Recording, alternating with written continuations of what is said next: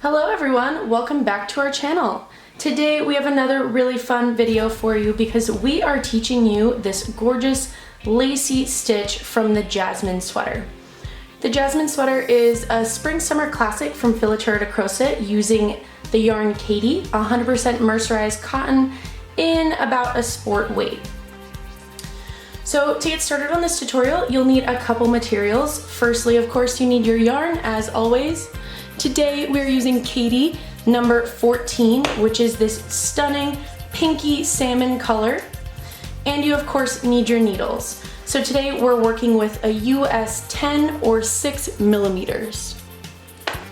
So without further ado, let's get started. So this stitch is a combination of knitting, purling, some yarn overs, and knitting two together to create this really beautiful, visually interesting lacy stitch. It looks so much more complicated than it actually is, so let's get started.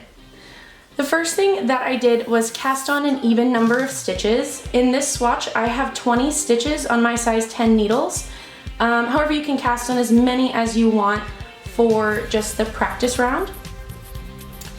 And the first row of this pattern is super simple. All you're going to be doing is knitting straight across the row. You guys should know how to knit by now, but if you don't, just a little refresher. You insert your needle from left to right into the back, wrap your yarn around, and then pull it through. So you're just gonna keep doing that across the entire first row. And then I will meet you back for row number 2. Okay, you guys, so now that we have complete row number 1, which was just knitting straight across, we're going to do the reverse side, which is just going to be purling straight across. So we're just getting back to our basics right now, giving us some foundation rows to start, and working our entire way by purling across the back. So again, most of you, I'm sure, know how to purl by now. If you don't, what you do is, with your yarn in the front of your work, you insert your right needle from right to the left in the front of this loop, wrap your yarn around, and then pull it out. It's the same thing that we just did for the knit side, just in the reverse. So I'm gonna go ahead and finish up this row, and I will meet you back for row number 3. Okay, you guys, so now we are on row number 3, and this is where this pattern starts to get interesting. Like I said before, it's a really simple pattern as long as you know how to do a basic yarn over and a knit two together, but it creates this really stretchy and beautiful fabric that resembles an intricate lace with minimal effort. So the first thing that you're gonna do for this row is knit the first stitch. Nothing fancy, just knitting away. And then what you're gonna do is you're going to yarn over. So just wrap your yarn around your right hand needle and knit the next 2 stitches together.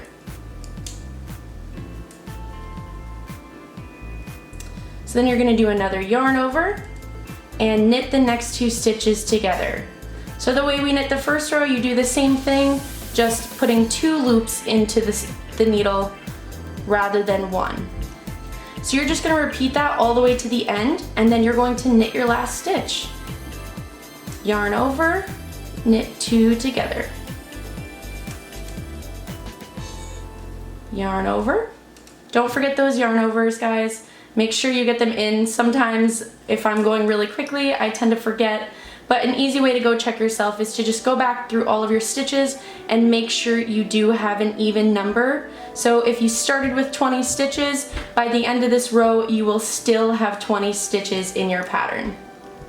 You'll also know by the end, because if you messed up, because your knit two togethers won't really add up. Sometimes you forget to do one, or you do one too many, and it ends up that you have 2 stitches at the end. You'll only have 1 knit stitch at the end.